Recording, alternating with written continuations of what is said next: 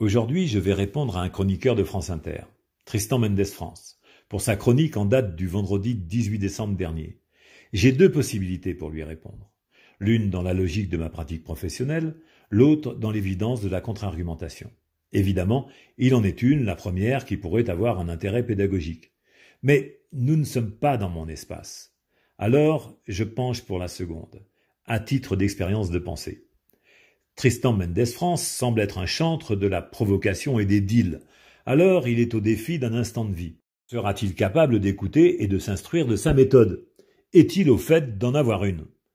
Le chroniqueur a parlé pendant 3 minutes sur un sujet qui intéresse beaucoup les politiciens et leurs héros qui pensent que dès lors que l'on est en désaccord avec eux, leur incompétence gestionnaire et leur complaisance servile, alors on aurait basculé dans le complotisme ou on serait en train de le faire. Ce chroniqueur, qui perçoit un salaire auquel je participe bien involontairement, s'est fendu de ce billet où il prétend donner des conseils sur ce que l'on peut faire lorsqu'un proche bascule dans le complotisme. Il revendique le bon sens et les conseils avisés d'experts. En premier lieu, il préconise d'éviter du mieux qu'on peut d'être conflictuel ou agressif. Alors, mon cher Tristan, si vous le permettez, c'est déjà là le premier conseil d'un incompétent. Je dois vous le dire, parce que vous avez sur moi la portée du micro et c'est la seule manière dont je dispose pour espérer vous atteindre. Stigmatiser votre manque de culture dans le domaine et votre allégeance exemplaire. Rien qu'avec cette recommandation, vous êtes désobligeant, méprisant et n'en avez manifestement aucune conscience. Vous n'avez que la prétention de l'héritage patronymique, rien d'autre. Rien qu'avec cette arrogante posture, vous êtes violent. Et ne pouvez qu'attirer la foudre de celui qui peut éventuellement se sentir agressé par la méthode que vous préconisez. Et vous surenchérissez de votre pitoyable prétention. L'idée, c'est de voir ce proche non pas comme un adversaire, mais comme une victime. Vous avez l'adversité comme dynamique. Et installé dans le sillon où l'on monsantise la liberté et l'intelligence, vous prétendez que ce n'est pas vous, avec ce ton complaisant de tous les orgueils, ce ton des gens qui se croient supérieurs et arrivés au bon endroit, proches de ceux qui commandent à la matraque et à toutes les violences légitimées par une légalité opportune, vous prétendez que ce n'est pas vous qui êtes désagréable, mais l'autre, celui qui conteste, celui qui exige non pas des miettes, mais une liberté pleine et entière. Et pourtant, par une concession prétentieuse, vous allez même tenter plus loin une autre intox, par une sorte de pari pascalien que vous nommerez un deal.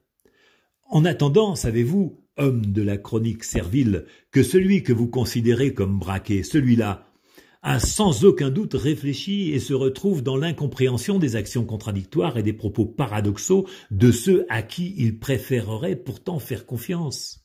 Il n'y parvient plus, et c'est sa désolation. Vous avez bien dit que vous alliez proposer des astuces de dialogue, avec un proche qui serait en train de basculer dans le complotisme, pas un qui aurait déjà fait un bon chemin, n'est-ce pas? Alors celui-là, vous voudriez le récupérer, le faire rentrer dans le rang de votre modèle de pensée. Avez-vous déjà pensé que pour être braqué, que pour être entêté, il faut être deux? Quel est celui qui veut empêcher l'autre? Et de quoi? N'avez-vous pas, vous-même, une pleine charge de contradiction dans votre billet au parfum mainstream? Alors, vous sortez l'argument de pseudo-tolérance, cette bienveillance qui pourrit la vie et autorise les exclusions et les mesures autoritaires. Il faut essayer, dites-vous, de trouver un terrain d'entente en insistant sur les choses que l'on partage et pourquoi pas lui dire qu'on l'aime, qu'on s'inquiète, rappeler les bons souvenirs. Essayez. Autrement dit, le prendre pour un imbécile, oui, changer de sujet, dévier, botter en touche. Mais où avez-vous appris ces âneries? Vous avez un modèle de pensée qui est misérable. Juste après, dans votre propos, vous ramenez l'identité d'une personne à ses idées, la réduisez à ses croyances.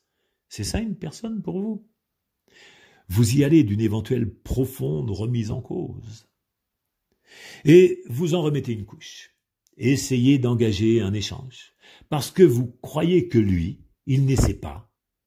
Et vous poursuivez, hissez sur votre sarcosette de circonstance, en recommandant de broder sur une ouverture d'esprit de votre interlocuteur.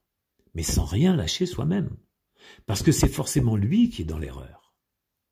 Vous y allez fort, mettant des guillemets pour les médias mainstream et officiels, cherchant à comparer les véhicules de la doxa à ceux de la contestation.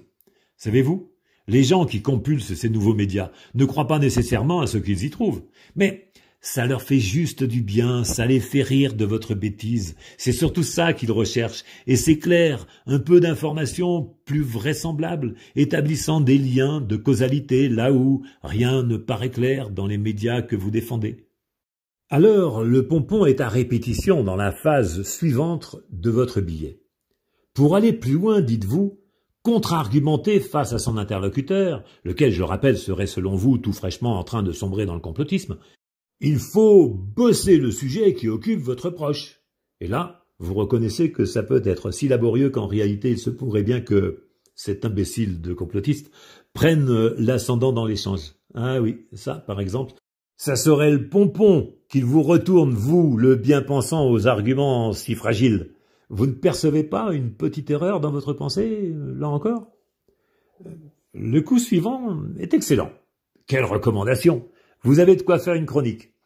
Vous sortez le fameux deal de la Manche, le coup du magicien. Si j'ai raison, tu changes d'avis, et si tu as raison, c'est moi qui le ferai. Comment faut-il vous le dire? Vous entendez la fumisterie? Si jamais le complotiste avait raison, surtout ne reconnaissez pas que finalement, c'était vous le complotiste, ou l'individu veule, servile, sans l'once de réflexion qui avait cependant la prétention de faire changer d'avis son proche. Enfin, vous tentez de conclure en beauté. D'abord, je vous passe sur votre tentative encore à propos du lâcher-prise, parce qu'il me faudrait vous expliquer ce qu'est le donner-prise. Et quand on est coincé à ce point, vous avez raison, c'est assez illusoire. Si jamais vous changez d'avis, je vous l'annonce, ça risque de vous rafraîchir les neurones de devant et vous ouvrir des accès à la modélisation occipitale. Vous allez découvrir les sentiers étroits de la liberté de penser et ça peut créer un sacré bordel dans votre vie. Ne lâchez rien alors, la vie passera quand même. Moins fun peut-être, mais c'est pas sûr. Votre dernier mot vaut que je le cite. Vous recommandez à vos auditeurs de ne pas oublier qu'il faut prendre soin d'eux, parce qu'ils seraient eux aussi des victimes collatérales des dérives complotistes. Là, petit homme, écoute, tu viens de dire tout et son contraire. Tu viens de montrer ton incompétence rémunérée et tu peux imaginer que les gens ont besoin d'entendre ce baratin fait d'évidence pour être bien dans leur vie? Bon, excusez-moi de ne pas citer tous ceux que j'ai embarqués avec moi, la liste est trop longue. Il suffirait pourtant de ne leur faire dire qu'un mot. Liberté. Fut un temps, j'écoutais France Inter. Maintenant, c'est un média tellement sans saveur que malgré mon réflexe, j'ai une nausée. Tristan Mendès France. Je n'ai que les outils de la citoyenneté du XXIe siècle, perdus dans le bruit sourd des pensées qui s'enchaînent. Vous avez la posture de l'autorité mainstream et officielle. Je vous offre donc ce moment de ma liberté d'expression et de mon temps de vie. Alors, pour ce qui est de l'instruction, ma recommandation, apprenez à réfléchir, à utiliser votre raison et déployer votre conscience.